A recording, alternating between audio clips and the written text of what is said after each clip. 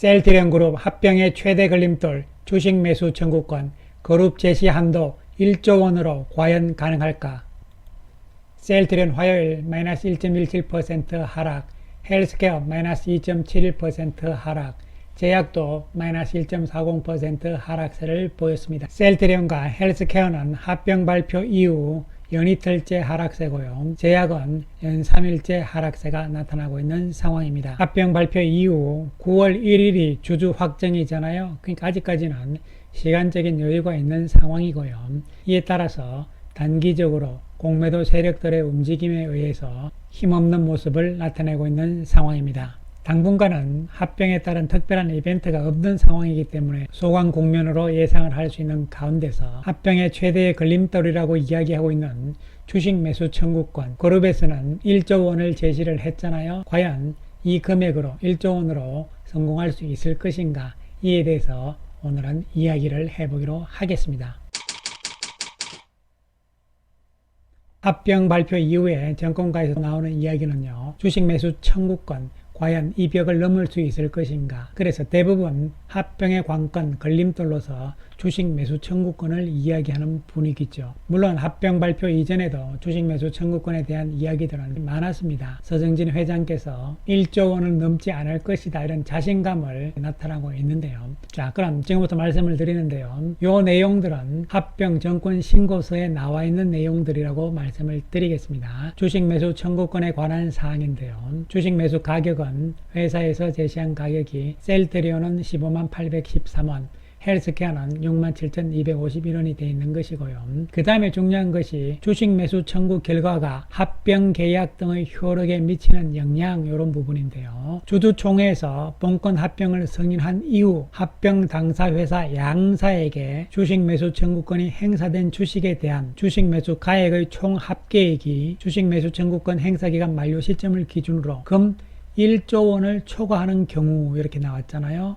그래서 1조 원을 초과하는 경우에는 이사회 결의를 통해서 본 합병의 진행 여부를 결정할 수 있습니다, 이렇게 나와 있습니다. 그래서 그룹 측에서는요, 셀트리온의 주주와 셀트리온 헬스케어의 주주 가운데서 합병을 반대하는 주주들이 행사할 수 있는 주식 매수 청구권 금액, 이 총액 한도를 양회사 합쳐서 금 1조 원이다, 이렇게 이야기를 한 것이죠. 자, 그렇다면 우리가 여기서 생각을 해봐야 되는 것은요, 과연 1조 원이라면 몇 주가 되는 것이며, 이것은 셀트리온 지분의 몇 % 지분이 되는 것인지, 또 이것이 헬스케어의 지분의 몇 %가 되는 것인지, 그렇다면 현재 주주들의 현황은 어떻게 되어 있는지, 이런 부분과 함께 살펴볼 필요성이 있는 것이잖아요. 그래서 먼저 살펴보는 것은요, 셀트리온의 주주 구성 현황인데요, 이 자료는 ESG 보고서에 나온 것인데요, 작년 22년 12월 말을 기준으로 해서 나온 것이죠. 셀트리온 홀딩스가 20.04%, 스킨큐어가 2.11%고요. 국민연금공단이 7.60%가 되어 있습니다.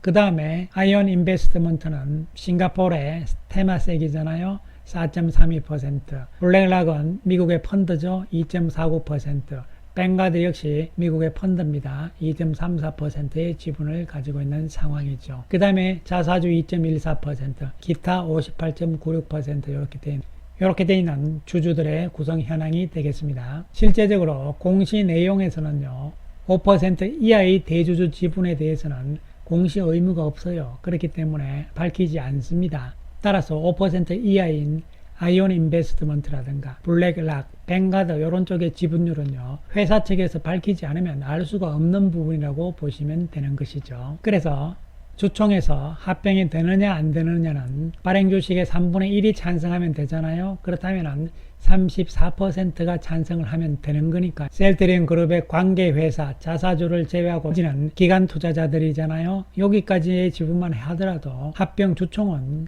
성공할 수가 있는 것이죠. 그런데 문제는 반대하는 측에서 제시하는 주식 매수 청구 금액, 이런 부분이 문제가 되는 것이잖아요. 따라서 찬성을 위해서 그룹 측에서는 서정진 회장께서 직접 가겠다고 이야기를 했잖아요. 싱가포르, 그것은 4.32% 주주인 아이온 인베스트먼트, 즉 싱가포르의 국부펀드인 테마섹에 가는 것이고요. 그 다음에 미국으로 간다고 이야기를 했잖아요. 그것은 블랙락 본사에 가는 것이고요. 또 뱅가드 쪽에 가는 것이잖아요. 그렇기 때문에 이번 합병에 대해서 설명을 하기 위해서 9월부터 가겠다, 주총 이전에 가는 것이잖아요. 그 이야기를 한 것이지 해외 투자자를 유치하기 위해서 가는 것은 아니라는 것은 분명히 해야 되는 것이죠. 자, 그 다음에 셀트리온 헬스케어의 주주 현황은요, 아까도 말씀드렸듯이 5% 미만 주주에 대해서는 공시를 통해서 밝힐 의무가 없기 때문에요. 이번 2분기 보고서에 나온 자료를 바탕으로 보시면요, 5% 이상의 주주는 셀트리온 홀딩스 24.29%, 그리고 서정진 회장이 11.19%잖아요. 우리 사주가 0.03%, 그리고 관계회사 스킨큐어가 1.35%입니다. 그리고 국민연금의 지분율은 국민연금 측 자료에 의하면요, 작년 연말 기준으로 2.00%가, 여기까지의 지분율의 합계는 38.86%가 되는 것이죠. 따라서 이 부분만 해도 주총에서의 합병 성공은 가능한 것이고요. 그렇다면 나머지 지분에 대해서 펀드들, 즉 아까 봤던 싱가포르의 테마색이라든가 이런 쪽의 부분들은요, 셀트리온만큼의 지분율은 아닐 것이지만 어느 정도는 있을 것으로 추정을 할 수가 있겠습니다. 자, 그렇다면 주식 매수 청구와 관련이 되는 소액 주주, 이런 부분들을 우리가 살펴볼 필요성이 있는 거잖아요. 셀트리온은 작년 연말 기준으로 해서 소액 주주의 비율이 66.43%고요. 그리고 헬스케어는 56.42%가 되는 것이죠. 그래서 결론적으로 우려하는 것은 소액 주주들 쪽에서 합병을 반대하면서 주식 매수 청구를 행사할 가능성이 높다고 볼 수가 있는 것이잖아요. 그런데 셀트리온과 헬스케어의 소액 주주 지분율이 높게 나와 있는 상황이잖아요. 과연 그렇다면 1조라는 금액이 몇 주이며 또한 환율로서는 몇 %쯤 될 것인가 충분히 계산을 할 수가 있는 것이잖아요. 그래서 주식 매수 청구 행사 규모별로 한도 주식 수와 지분율을 우리가 살펴볼 수가 있는데요. 한도 총액은 1조 원이잖아요. 그러니까 셀트리온과 셀트리온 헬스케어를 양사를 합쳐서 1조 원이니까요. 이것을 경우의 수를 따져보는 것이죠. 먼저 셀트리온 쪽에서 5천억의 주식 매수 청구 그 행사가 나왔고 헬스케어 쪽에서 5천억 원이 나왔다고 가정을 하는 것이잖아요. 이 숫자를 넘게 되면은 1조 원을 넘는다는 이야기죠. 그 다음에 아무래도 반대하는 쪽은 셀트리온 헬스케어의 주주보다는 셀트리온의 주주 쪽이 많을 것으로 예상을 하잖아요. 왜냐하면 덕을 보는 쪽은 셀트리온 헬스케어 쪽이잖아요. 따라서 셀트리온 주주 쪽에 반대가 많다고 가정을 했고, 그래도 5대5 같은 금액으로부터 계산을 시작을 해본 것이죠. 그래서 가정으로 셀트리온에 대해서 5천억의 주식 매수 청구가 나왔고 헬스케어 쪽에 5천억이 나왔다고 친다면은 셀트리온은 331만 5,364주가 되는 것이고요. 이것은 셀트리온 전체 지분율에서 2.26%가 된다는 이야기입니다, 여러분.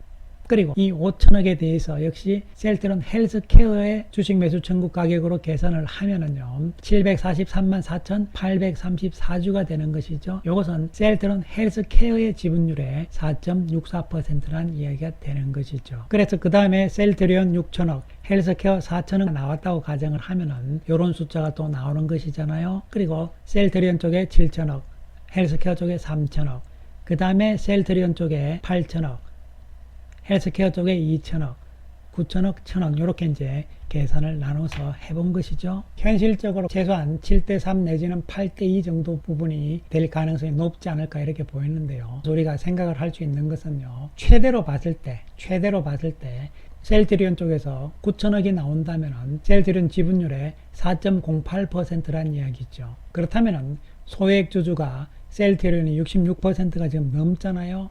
그 66%인데 그 중에서 4.08%만 반대를 해도, 청구를 해도 1조가 위험하다는 이야기가 될 수가 있는 거잖아요. 그 다음에 헬스케어 쪽으로 볼 때는요, 최대치를 5천으로 본다 했을 때 셀트리온 헬스케어 전체 지분율의 4.64%잖아요. 셀트리온 헬스케어의 소액 주주 지분율이 56%잖아요.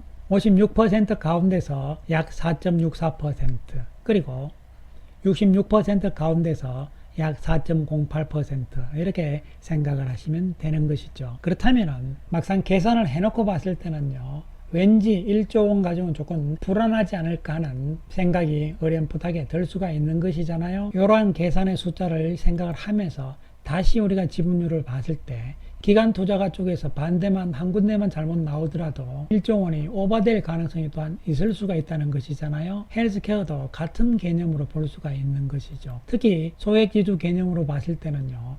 셀트리온이 66.43%잖아요. 이 중에서 약 4%만 반대를 해서 매수 청구를 한다 해도 1조가 넘는 금액이 될 수 있는 것이고, 그 다음에 헬스케어 입장에서는 5천억 정도로 감안을 했을 때 소액주주 비율이 56.42%니까요. 약 5%만 청구를 해도 5천억이 넘을 수 있다는 이러한 불안감이 생길 수가 있는 것이죠. 그런데 여기서 중요하게 우리가 알아야 될 것은요. 소액주주의 개념인데요. 소액주주는 총 발행 주식수의 100분의 1입니다. 즉 1% 미만을 보유하고 있는 주주를 이야기를 하는 것이죠. 그러면 1%면 15만원 기준으로 금액만 따졌을 때는요 2천억이 넘습니다, 여러분. 그래서 셀트리온 주식을 2천억 미만으로 가지고 있으면 다 소액주주다, 이렇게 되는 것이죠. 그렇다면 소액주주 가운데서 1% 미만이긴 하지만 그 중에서도 비중이 큰 주주들이 있을 거 아니에요. 이런 명단은 회사 측에서는 다 가지고 있는 것이니까요. 회사 차원에서